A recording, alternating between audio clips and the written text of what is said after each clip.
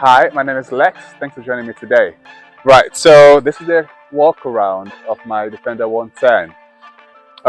Quick history, I got this. This is an ex-MOD Defender. It was released from service around 2021, and I bought it from the dealership. I got it from the MOD. So I've had it for coming to 2 years now, and I've never done a walk around in those 2 years. I figured it's never too late, and let's do it.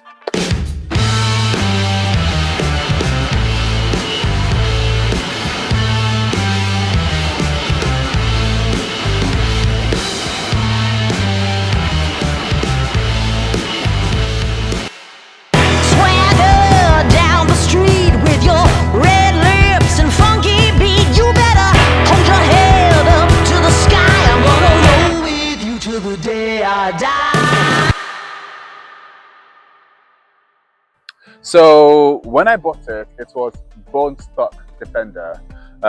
Everything you see on it, I've added everything to it. I basically bought it as it left the factory.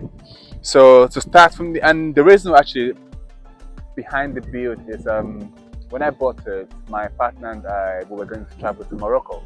So I bought this and built this up to be an overlanding Defender to take us to Morocco and back, and it did that. We came back safely, no issues. It was fantastic. So that's the nature of the build, and just to name a few things I've added to it, you've got the winch in front, you've got a Devon 4x4 winch bumper, very strong, very reliable. The winch has never failed me, always reliable.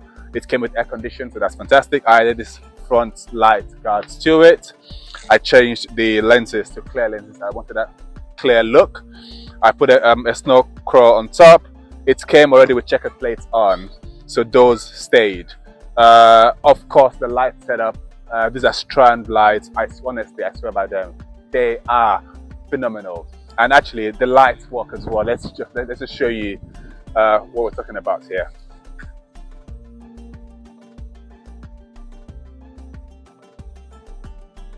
Under there we've got a bash plate. I can't remember what the right word it is, but just for extra protection if we were to get stuck, or just protect the steering guard. It could be cleaner, I apologize. So what have I done to the engine? Literally the engine, nothing. I prefer, because I knew we were traveling to Morocco, I didn't want to sort of do any modification to the engine, so it's basic bone stock engine. However, the turbo pipes went a couple of months ago, so I got those changed to the Alisport one. So these are Alisport turbo hose. So I've changed those, and also recently I also had the, what do you call them again? The washers. The I can't remember what they call it. I think it's some sort of turbo washer or something. That's usually the most problematic part of the 2.2 diesel engine. So injector seals, that's it. I got the injector seals changed, just been pragmatic about it. I didn't want to have any issues with it. So that's been changed. And also, what have I done to the front engine? Nothing. It's just been bone stock, reliable, no issues. It's only done 75,000 miles. Other things I've done to it, when I bought it, this wasn't here, so I've installed, it's not a snorkel, it's a raised air intake. The difference is that the snorkel is actually connected to the engine, I think, and there is no air, so the air flows from here straight into the engine for the snorkel. With this one, it's actually not that connected, it's just for better air. And I think with the snorkel, it's airtight, that's it, yep. Watertight, but water can get in here through the engine. So this isn't watertight, it's just better air quality, and it looks fantastic, you have to admit. So change that. And actually this is really good, people ask me about this. I got this from, what are they called? Forgotten their name. Mod Stuff. Really impressive company, and it's actually very impressive. I mean, when I had an entanglement in France, this was fine. It's plastic wing mirror on both sides, and it looks really good. It's different to the standard Defender wing mirror. So these and these, added them to it. I also, of course, added side steps, reliable. Buy them for a while. I had them on my 90, very reliable. Installed those myself. So tinted windows, I did everything myself. Tinted, this is about I think 75%, and this is I think 50% tinted. And then of course for the trip, I got this specially made by Rachel X, incredible guy, Chris. He actually, this is a bespoke design to carry 45 liters of water, which, I mean, it looks fantastic. He did a fantastic job with it. I love it. Yeah, so that's from Rachel X. Nothing else special going on here. The wheels, I should say, actually, these are, of course, you can see BFG more-terrain tires, 33 inches wheels, and I've got spacers on. And I've done about, I think, at least 10,000 miles on them. It's been safe, no issues whatsoever.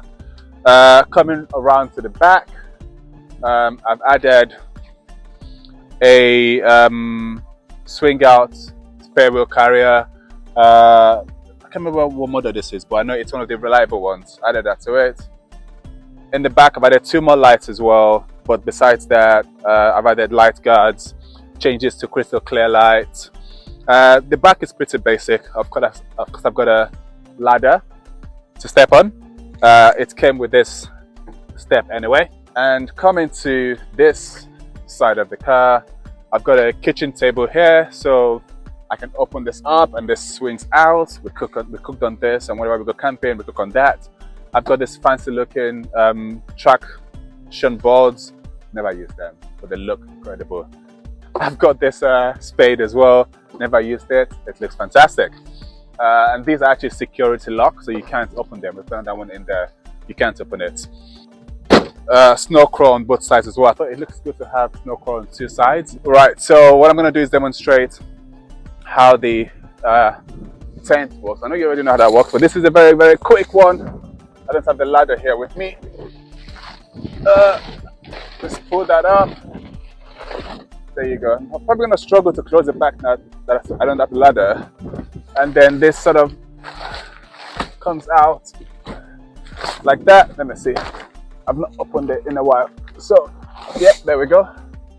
And then everything goes up.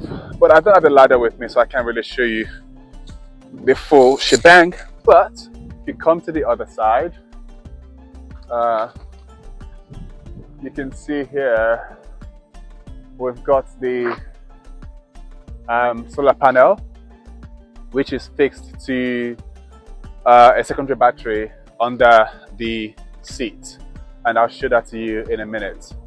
So we've got a wildland roof tent, and then the awning comes out, and we also have an awning room. So actually this can sleep about 5-6 people. You've got, I mean, when I last went camping, myself and my two boys slept in the tent, and then Anna and Otis could have slept in the awning room that comes out this far. So it's a huge space in there for 2-3 people. Yeah, that's pretty much the outside. And then also we've got roof boxes to store various things whenever we're going on a trip. They've been very, very handy, and also looks great behind the lights. Now let's go inside. So on the inside, I'll show you this later, but one of the biggest transformation or the biggest work we've done has been inside here. So we've got our secondary battery, primary battery, and we've got switches and everything all neatly tucked away in there. Very impressively done. Battery monitor kits, everything is, I mean, it's really, really impressive that we've managed to fit a lot into this small, tiny space. This is one modification I'm really excited about. This is the air compressor. So you plug the plug in there, and you've got air, and it's neatly hidden under here. Very, very impressive work. I wouldn't bother boring you with all of that, but I've got a nice air compressor. So when we went to the desert and we were sort of driving in the dunes, we could deflate the tire. After we finished driving around, inflate as well. And then finally, we've got a baby seat in here, which of course you can take off. And we've got our fridge freezer set up at the back over there. Actually, I probably should have pointed that out earlier. but I've taken the seat off that. It only takes about 5 minutes to take it off, and then screw it back, put the seats back in. But you've got a platform there for the freezer, and in the back here, it's standard, nothing major. Yeah, standard interior, the fridge freezer again, standard seat. There's a seat over here which folds down. So as you can see, I've managed to retain at least 6 seats for such a well-built Defender. I think that's really impressive. Most builds, they sort of delete these 2 seats here, even more seats, but we've managed to keep all of that in the Defender. Now for me, the interior, I've left it very, very basic, not touched it. I've put this mud stuff light in there, which is really good when we're camping, sort of not wanting to attract moths and things like that. We use this red light. So if we come closer, we've got Anderson socket in here, which essentially means that the fridge freezer can be plugged in, and if you're driving off-road or anything, it's stuck in really well. And if you just zoom in there, at the bottom over there, you can see the super fast chargers just over there. Yep, there you go. If you just come over here, and then there you go at the bottom in there. Yes, you can see just about over here, which is just going to capture the information. The camera is having a mind of its own. Yes, that for me has been a lifesaver, having my kids in the back of the car charging their iPads and doing long distance journey. It's been so impressive. And then the final thing for the chargers is that all of this setup can be removed. Like, you've got Anderson sockets here which you can unplug things around, and you can lift all of this, take it away if you wanted to. And finally, is if we're camping, we just want some time to chill outside the car, camp outside the car, you've got over here, which I think is so well thought through, an external Anderson socket where we can sit down here, camp, cook, charge in the car. And also if we're sleeping in the tent, I can run a socket from inside here, inside the tent, and charge our phones or laptop overnight. I love the electrics. Very impressive, and makes sense as well. Yeah, I'm really pleased with this. I'm gonna miss it. I am gonna miss it when it's gone. But yeah, it's a really well built Defender. Thank you.